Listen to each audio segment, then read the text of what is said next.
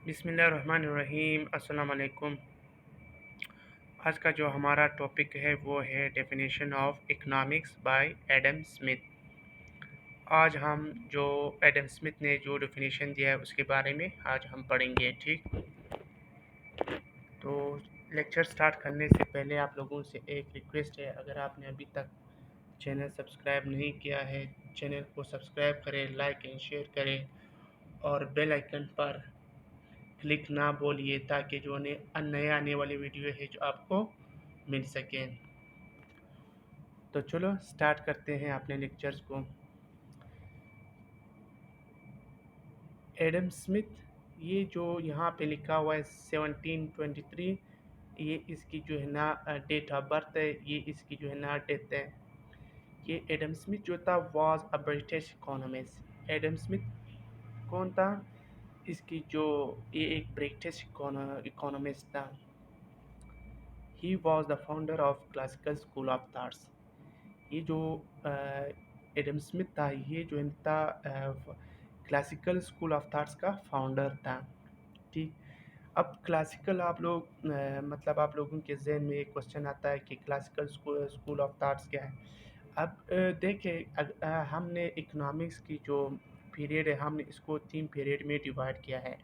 एक होता है क्लासिकल, दूसरा होता है नियो क्लासिकल, तीसरा होता है मॉडर्न। यानी इसके 3 एजेस है इकोनॉमिक्स के, ये आपने याद रखना है। ठीक, तो ये जो क्लासिकल का जो फाउंडर था वो कौन था? एडम स्मिथ था। चलो आगे पढ़ते हैं। He was the first man who started writing on economics problem. अब देख, ये जो इकोनॉमिक्स का जो फाउंडर है वो कौन है? एडम स्मिथ है।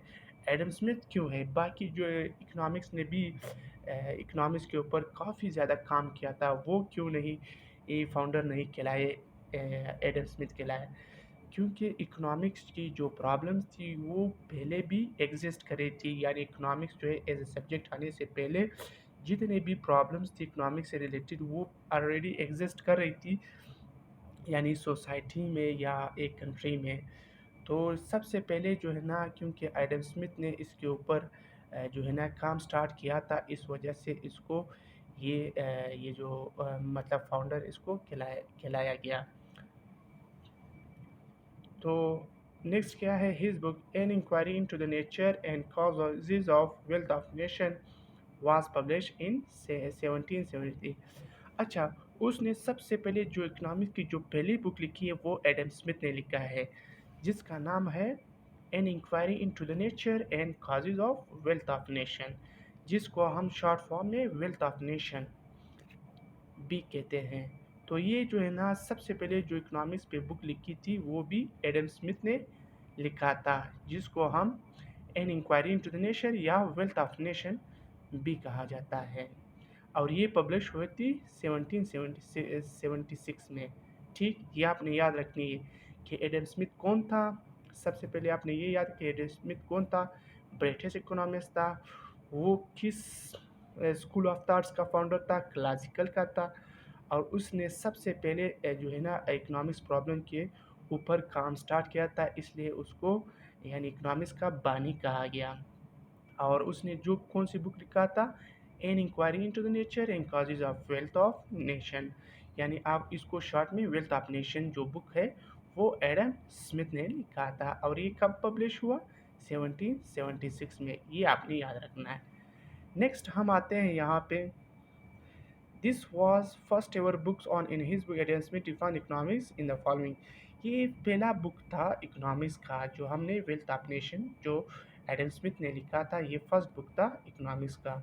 अब उसने उस बुक को इस तरह डिफाइन किया हुआ है कि economics is the science of wealth. उसने कहा था कि इकोनॉमिक्स जो है एक वेल्थ है साइंस की। ठीक, तो वेल्थ मैंने आपको पहले भी बताया कि वेल्थ क्या है। इस पे मैंने वो फर्स्ट लेक्चर या सेकंड लेक्चर में मैंने इस पे डिटेल में वीडियो बनाई हुई है गुड्स एंड सर्विसेज पे, तो आप वो लाजमी देख लीजिए ताकि ये जो वेल्थ है आपको समझ आ जाए। तो नेक्स्ट हम पढ़ते हैं। This is the first ever definition of economics. Adam Smith discuss the 4 aspects of wealth in his book which is as follows.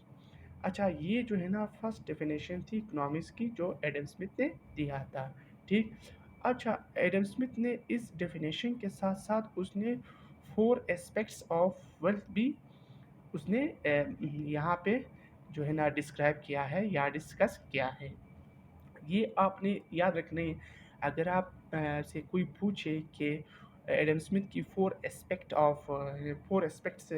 Of wealth क्या है, तो आपने इसको इस तरह, सबसे पहले wealth, production of wealth, distribution of wealth, और नेक्स्ट हमारे पास है एक्सचेंज ऑफ वेल्थ और कंजम्पशन ऑफ वेल्थ। ये चार एस्पेक्ट है, ये आपने याद रखना है कि चार, प्रोडक्शन है, डिस्ट्रीब्यूशन है, एक्सचेंज ऑफ वेल्थ है, और लास्ट वन क्या है, कंजम्पशन। अब हम इसको एक एक करके डिटेल पढ़ते हैं। सबसे पहले नंबर वन क्या है, प्रोडक्शन ऑफ वेल्थ। अच्छा, एडम स्मिथ ने सबसे पहले, हम इसको पढ़ते हैं फिर बाद में इसको डिस्कस करते हैं। In this part of the book, he discussed that how goods and services produced with the help of four factors of production, that is land, labor, capital, and enterprise. So, according to Adam Smith, production of goods and services is the production of wealth. अच्छा, उसने production of wealth में उसने ये बताया है कि हम किस तरह गुड और सर्विसेज को प्रोड्यूस करें, किस चीज़ से, यानी with the help of four factors of production. यानी कि जो हमारे पास फैक्टर ऑफ प्रोडक्शन क्या है, इसको हम इनपुट्स भी कहते हैं। यानी यानी जो नाम से ज़ाहिर है कि किसी चीज़ को प्रोड्यूस करने के लिए हमें कुछ जो है ना फैक्टर्स की ज़रूरत होती है। उस फैक्टर की मदद से हम क्या बनाते हैं, गुड्स और सर्विसेज। जैसे फैक्टर ऑफ प्रोडक्शन अगर आपसे कोई पूछे क्या है, लैंड है, लेबर है, कैपिटल, एंटरप्राइज। तो कितने हैं फैक्टर ऑफ प्रोडक्शन जो है वो फोर है। यह आपने भी याद रखनी है, ठीक है। सो अकॉर्डिंग टू एडिस, तो ये जो चार फैक्टर ऑफ प्रोडक्शन है, किस तरह से हम जो है ना वो गुड्स और सर्विसेज प्रोड्यूस करें, ये उसने यहाँ पे इसमें बताया है, ठीक। तो नेक्स्ट क्या है, number B, distribution of wealth. अब ये नाम से ज़ाहिर है, इस जो पार्ट ऑफ द बुक में उसने ये बताया है कि किस तरह हम गुड्स और सर्विसेज को जो है ना वो डिस्ट्रीब्यूट करें, ठीक।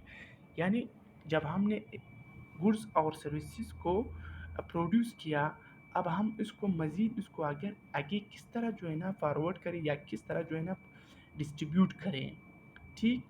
नेक्स्ट हम आते हैं इसकी नंबर थर्ड पर, exchange of wealth. Exchange of wealth यानी इस पार्ट में उसने बताया है कि प्रोड्यूसर जो है ना जब वो सरप्लस जो है ना प्रोडक्ट बनाता है, तो वो किस तरह एक्सचेंज करता है किसी दूसरे यानी आप समझ लीजिए, या दूसरे एक शख्स से या एक कंट्री का दूसरी कंट्री के साथ, वो जैसे कि डोमेस्टिक जो यहाँ पे हम लोग जो चीज़ें बनाते हैं फिर हम इसको बेचते हैं, तो किस तरह यानी एक ट्रेड के तौर पर डोमेस्टिक यानी इंटरनेशनल ट्रेड में हम किस तरह इसको एक्सचेंज करते हैं, उसने इसका सारा तरीका उसमें इसी बुक में उसने बताया है।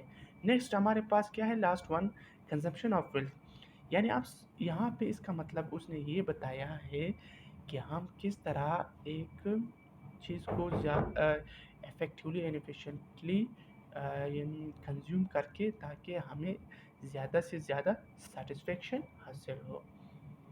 फिर जो है ना इसके कुछ फॉलोअर्स हैं। फॉलोअर्स यानी जो डेफिनेशन एडम स्मिथ ने दिया था कि जैसे दिया था, तो कुछ साइंसदान उसके साथ एग्री करे, लेकिन कुछ जो है ना उसको अपोज कर रहा है। तो कौन से इकोनॉमिक्स थे जो उसको फॉलो कर रहे थे, इकोनॉमिक्स जैसे हमारे पास लाइक चैपमैन था, फ्रांसिस ए वाल्कर, अले एन डब्ल्यू सीनियर, जेसमिस रिकार्डो, माल्थस एंड जी बेसेज। ये जो इकोनॉमिस्ट थे ये सारे उसके फॉलोअर्स थे, ठीक। अब नेक्स्ट यहाँ पे डेफिनेशन दिया हुआ है कि उसने इकोनॉमिक्स जो है is a science in which the nature of wealth and all those laws are which are production distribution. जिसे ये फोर एस्पेक्ट से हमने जो पढ़ा था, तो इसी से इसके साथ उसने उसकी डेफिनेशन दिया हुआ है। नेक्स्ट हम आते हैं क्रिटिज़म, कि उसने जो डेफिनेशन दिया था या उसने जो बुक डिस्कस किया था, उसने जो है ना उस पर कुछ क्रिटिज़म्स भी हुए। तो social reformers like Ruskin, Carlyle और नॉट क्रिटिसाइज दिस डिफिनीशन, जैसे रस्कन था, कार्लाइल था, अर्नॉट, और उसने उस डिफिनीशन को क्रिटिसाइज किया। अब उसने क्यों क्रिटिसाइज किया, यहाँ पे हम जानते हैं कि उसने क्यों। नंबर वन पे क्या है, इम्पोर्टेंस टू वेल्थ। अच्छा, इस यहाँ पे जो है ना कि उसने इम्पोर्ट यानी वेल्थ को अहमियत दिया इस डेफिनेशन में, लेकिन जो है ना आदमी को उसने इग्नोर किया, यानी उसने जो है ना वेल्थ को यानी मेन से ज़्यादा इम्पोर्टेंस दिया। ठीक। नंबर सेकंड पे क्या, concept of economic mean. According to this definition mean what's for self interest. इस डेफिनेशन के मुताबिक जो इंसान जो है ना वो सेल्फ इंटरेस्ट के लिए काम करता है, लेकिन जो सोशल इंटरेस्ट है वो इग्नोर किया गया है। इसलिए जो है ना यहाँ पे जो है ना एक जो है ना वो सेल्फ स्टडी करता है, लेकिन वेलफेयर को इग्नोर किया गया है। नेक्स्ट क्या है हमारे पास, controversial. The word will did not have claim, यानी वेल्थ यहाँ पे इसका मानी क्लियर नहीं है। अब वेल्थ जो है ना वो जो है ना यानी सेल्फ इंटरेस्ट को रिलेट करता है, या जो है ना वेलफेयर से। तो ये जो यहाँ पे कंट्रोवर्शियल है, ये इसका जो मीनिंग है वो क्लियर नहीं है। ठीक। नेक्स्ट क्या है, number four, men's welfare. This definition ignores the main the importance of, यानी यहाँ पे जो है ना मेंस की जो वेलफेयर है, जैसे उसने इम्पोर्टेंस ऑफ वेल्थ को यानी इम्पोर्टेंस दिया था, मेन की जितने भी वेलफेयर है वो उसने इग्नोर किया था। क्योंकि हम जानते हैं कि वेल्थ जो है ना वो सोल्यूशन नहीं है, तमाम ह्यूमन की जो प्रॉब्लम्स है वो इसकी सोल्यूशन नहीं है। नंबर पाँचवा पे क्या, नो स्टडी ऑफ मीन्स। यहाँ पे जो उसने इम्पोर्टेंस ऑफ वेल्थ का जो डिस्कस किया, लेकिन उसने जो मीन्स है या जो ज़राए है अर्निंग का उसने नहीं बताया है। इसलिए ये साइंस जो कुछ साइंस इकोनॉमिस्ट है उसने उसको क्रिटिसाइज़ किया। तो होप आप लोगों को आज का लेक्चर समझ आया होगा। इंशाल्लाह फिर नेक्स्ट के साथ लेक्चर के साथ मिलेंगे।